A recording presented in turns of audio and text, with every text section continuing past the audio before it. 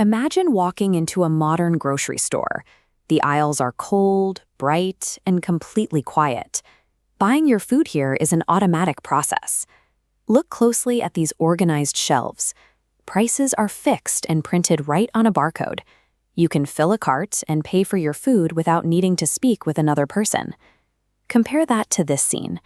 This is a traditional Ugandan open-air market on a Saturday morning. The quiet is replaced by a crowd of people moving between stalls. Here, you will find fresh piles of crops, like these ripe red tomatoes, displayed in the open air. There is no packaging and no printed labels. Instead, you hear the voices of vendors calling out to the people passing by. In this environment, there are no scanners to read a price for you.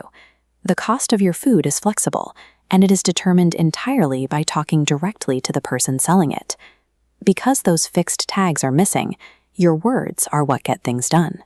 Knowing exactly how to communicate, describe what you want, and negotiate is the only way to navigate the crowd and get a fair price. To buy what you need, you first have to ask for it. But when you visit a stall, you rarely buy a single tomato or one lonely banana. We buy our food in groups.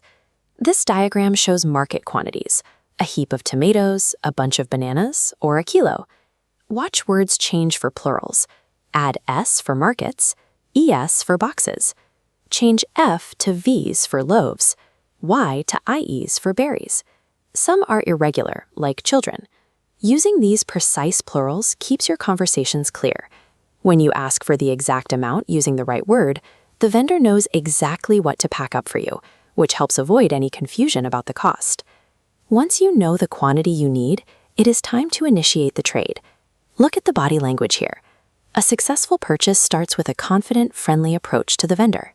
It is tempting to translate directly from another language and ask, "How much money is this?" But in English, we can make that question much simpler. As you can see on screen, we drop the word money entirely. A simple, polite question like, "How much is a bunch of bananas?" is the standard way to start the conversation. The vendor will give you a starting price, but that is rarely the final cost. This begins the bargaining process. You are politely asking if they can reduce the price a little bit to reach an agreement you both like. Naturally, the vendor wants to show the value of their goods. To do this, they will use descriptive language to explain why the initial price is fair. Listen for the specific words they choose. You will hear phrases like fresh, the sweetest in town, or absolutely delicious. These adjectives invite you to imagine the high quality of the product. A smart shopper listens to these descriptions and acknowledges that the food looks good, but they stay firm and calmly ask again for a small reduction in the price. Think of bargaining as a careful back-and-forth conversation. The vendor uses tempting adjectives to explain the price, and you use polite questions to find a middle ground until you both agree on a fair deal. Behind every heap of tomatoes and every bargained price is a person. Look at this vendor.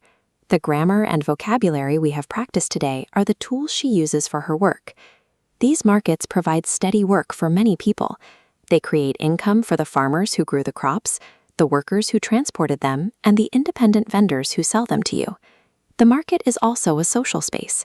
It is where neighbors meet to catch up on news and where shoppers build long-term relationships with the people who provide their food. Every correct plural you use and every respectfully bargained price helps this local exchange of goods and services stay balanced and fair for everyone. During your next visit to the market, listen carefully to the words being used. Pay attention to the adjectives vendors use to persuade you, and try out your own polite questions. Mastering the language of the marketplace does more than make you a smart shopper. It makes you a more active part of your neighborhood, helping you build better relationships with the people who live and work right in your community.